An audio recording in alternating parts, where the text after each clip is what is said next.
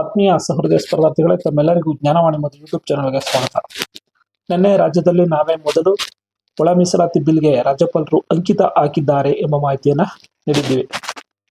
ಇಂದು ನಿನ್ನೆ ನಡೆದಂತಹ ಸಚಿವ ಸಂಪುಟ ಸಭೆಯಲ್ಲಿ ಏನೆಲ್ಲ ಚರ್ಚೆಗಳಾಯಿತು, ಮತ್ತೆ 56 ಇಂದ 56% ಮಾಡಿದ್ರೆ ಏನೆಲ್ಲ ಸಮಸ್ಯೆಗಳಾಗುತ್ತೆ, ಅಥವಾ 50% ಇದ್ರೇನೆ ಎಲ್ಲ ಸುಸೂತ್ರವಾಗಿ ನಡೀತದ. ನೆಕ್ಸ್ಟ್ ಏನು ಟೀಚಿಂಗ್ ಸ್ಟಾಫ್ ಹುದ್ದೆಗಳಿದೆ, ಅಂದರೆ ಶಿಕ್ಷಕ ಹುದ್ದೆಗಳೇನಿದೆ, PU ಲೆಕ್ಚರ್ಸ್, ಸಹಾಯಕ ಪ್ರಾಧ್ಯಾಪಕರು, HSTR, GPSTR, PST ಹುದ್ದೆಗಳು ಕಾಲಾಗ್ತವ.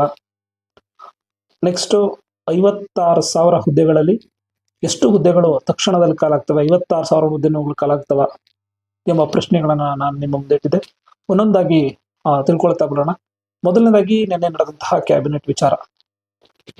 ರಾಷ್ಟ್ರಪತಿಯ ಭವನದಲ್ಲಿ ಹೋದಂತಹ ಎಲ್ಲ ಸಚಿವರು ನಾವು 56% ಇಂದ ಕೆಳಗಡೆನೆ ಮಾಡ್ತೀವಿ, ಮತ್ತೆ ಇಂಟರ್ನಲ್ ರಿಸರ್ವೇಷನ್ ಅಪ್ಲೈ ಮಾಡ್ಕೊಂಡು ಮಾಡ್ತೀವಿ ಎಂಬ ಮಾತನ್ನ ಹೇಳಿ, ಅಂದ್ರೆ 15%ಗೆ ಇಳಿಸ್ಕೊಂಡು SC/ST ಸಮುದಾಯದನ್ನ ಮಾಡ್ತೀವಿ ಎಂಬ ಮಾತನ್ನ ಇಟ್ಕೊಂಡು ರಾಜ್ಯಪಾಲರ ಹತ್ರ ಸಹಿ ಮಾಡಿಸ್ಕೊಂಡು ಬಂದಿದ್ರು ಕ್ಯಾಬಿನೆಟ್ ಸಚಿವರು.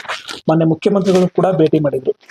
ನೆಕ್ಸ್ಟ್ ಮುಖ್ಯಮಂತ್ರಿಗಳೆಲ್ಲ ಭೇಟಿಯಾದ ನಂತರ ಅಂತಿಮವಾಗಿ 6:30 ನಿನ್ನೆ ಸಂಜೆ ಮೀಟಿಂಗ್ ನಡೀತು. ಮೀಟಿಂಗ್ ನಲ್ಲಿ ನಡೆದಂತಹ ಸಂದರ್ಭದಲ್ಲಿ ಮಾನ್ಯ ಮುನಿಯಪ್ಪ ಸಾಹೇಬ್ರು ಏನ್ ಮಾಡೋದು ಅಂದ್ರೆ, ನಮ್ಗೆ ಒಳ ಮೀಸಲಾತಿ ಅನ್ವಯಿಸೇ ಮಾಡಿ.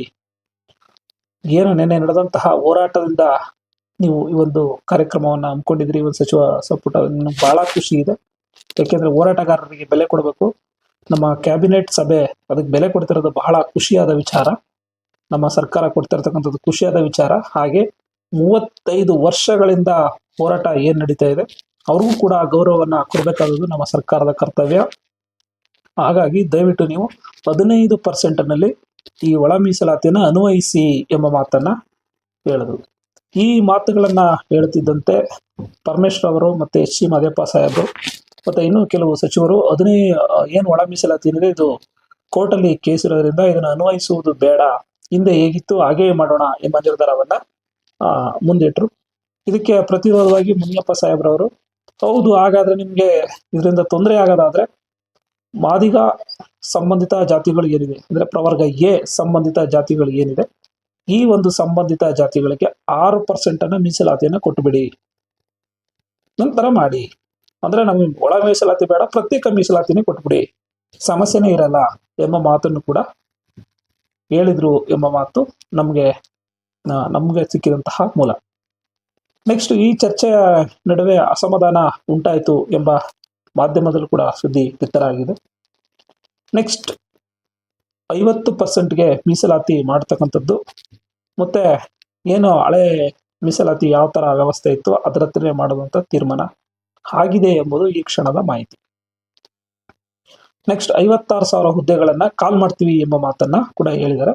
56,000 ಹುದ್ದೆಗಳಲ್ಲಿ ಮೊದಲ ಹಂತದಲ್ಲಿ ಸುಮಾರು 20,000 ಚಿಲ್ಲರೆಗಳು, ಏನು ನಾನು ಓದೋ ತರಗತಿಯಲ್ಲಿ ನಿಮಗೆ ತಿಳಿಸಿದ್ದೆ ಯಾವ್ಯಾವ ಇಲಾಖೆಯಲ್ಲಿ ಎಷ್ಟು ಖಾಲಿ ಹುದ್ದೆಗಳಿದೆ ಮತ್ತು ಆರ್ಥಿಕ ಇಲಾಖೆ ಏನು ಅನುಮೋದನೆ ಕೊಟ್ಟಿದೆ, ಅಷ್ಟು ಹುದ್ದೆಗಳು ತಕ್ಷಣದಲ್ಲೇ ಕಾಲಾಗ್ತವೆ. ಅಂದ್ರೆ ಈ ಮಂತಲ್ಲೇ ಕಾಲಾಗುವಂತಹ ಸಾಧ್ಯತೆ ಇದೆ. ನೆಕ್ಸ್ಟ್ ಎರಡನೇ ಹಂತದಲ್ಲಿ ಈ ಒಂದು ಉಳಿದಂತ 32,000 ಹುದ್ದೆಗಳು ಕಾಲಾಗ್ತವೆ. ಅಂದ್ರೆ ಏಪ್ರಿಲ್ ಅಲ್ಲಿ ಆಗ್ಬೋದು ಅಥವಾ ಮೇಲ್ ಆಗ್ಬೋದು ಎರಡನೇ ಹಂತದ ಹುದ್ದೆಗಳು. ಒಟ್ಟಾರೆ ಈ ಒಂದು 3 ತಿಂಗಳಲ್ಲಿ ಮಾರ್ಚ್, ಏಪ್ರಿಲ್, ಮೇ ತಿಂಗಳಲ್ಲಿ 56,000 ಹುದ್ದೆಗಳು ಕಾಲಾಗ್ತವೆ. ಯಾಕೆ ಸರ್ ಜೂನ್, ಜುಲೈ ಹೇಳ್ತಾ ಇಲ್ಲ ಅಂತ ನೀವು ಕೇಳ್ಬೋದು. ಜೂನ್ ಮತ್ತು ಜುಲೈ ತಿಂಗಳಲ್ಲಿ ಎಲೆಕ್ಷನ್ ಬರುತ್ತೆ. ಎಲೆಕ್ಷನ್ ಆದ ನಂತರ ಒಳ ಮೀಸಲಾತಿ ಬಿಲ್ ಆಲ್ರೆಡಿ ಅಪ್ಲೈ ಆಗಿರೋದ್ರಿಂದ ಅದನ್ನ ಕಂಟಿನ್ಯೂ ಮಾಡಬೇಕಾಗುತ್ತೆ. 56,000 ಹುದ್ದೆಯನ್ನ ಮುಗಿದ ನಂತರ ಈ ರಾಜ್ಯಪಾಲರು ಏನು ಅಂಕಿತ ಹಾಕಿದ್ರೆ ಅದರ ಅನ್ವಯ ಮಾಡಬೇಕಾಗುತ್ತೆ.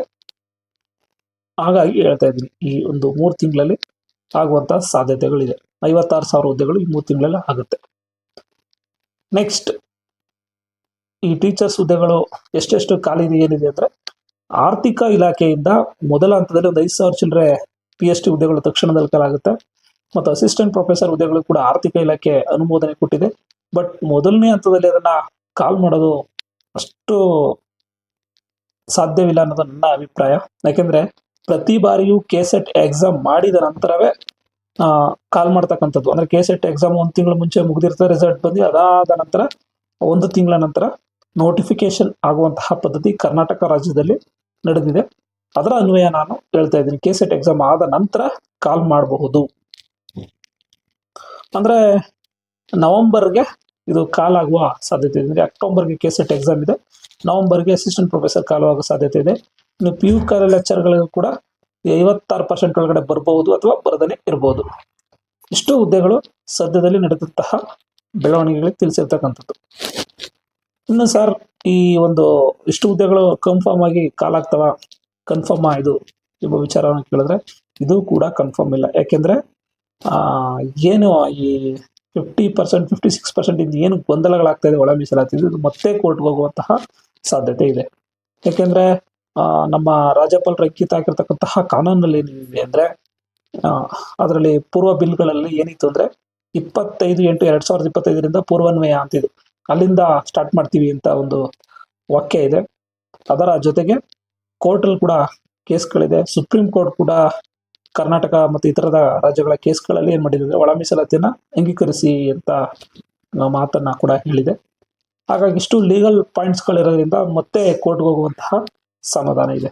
ಹಾಗಾಗಿ ಸರ್ಕಾರ ಏನ್ ಮಾಡ್ಬೋದು ಅಂದ್ರೆ 5.5 ಪ್ರವರ್ಗ ಎಗೆ, 5.5 ಪ್ರವರ್ಗ ಬಿಗೆ ಮತ್ತೆ ಪ್ರವರ್ಗ ಸಿಗೆ 4 ಕೊಟ್ಟು ಬೇಕಾದ್ರೂ ಮಾಡ್ಬೋದು ಒಳ ಮೀಸಲಾತಿಯನ್ನ, ಅಥವಾ 50% ಕಂಟಿನ್ಯೂ ಮಾಡ್ಬೋದು. 15% SC ಸಮುದಾಯಕ್ಕೆ ಕನ್ವರ್ಟ್ ಆಗಿ ಅಷ್ಟನ್ನೇ ಇಟ್ಟು ಮಾಡ್ಬೋದು. ಒಟ್ಟಿನಲ್ಲಿ ಇದೊಂದು ಗೊಂದಲ ಅನ್ನೋದು ಇನ್ನೂ ಕನ್ಫ್ಯೂಸ್ ಅಲ್ಲೇ ಇದೆ.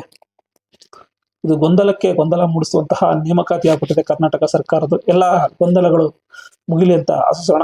Thank you.